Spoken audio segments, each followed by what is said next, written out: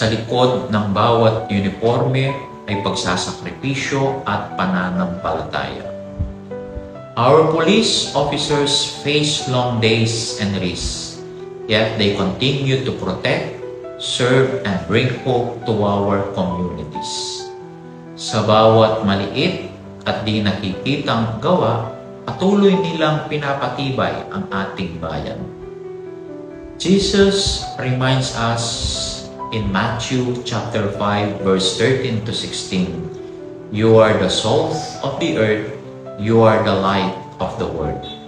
Even quietly, their faithful service leaves a lasting impact.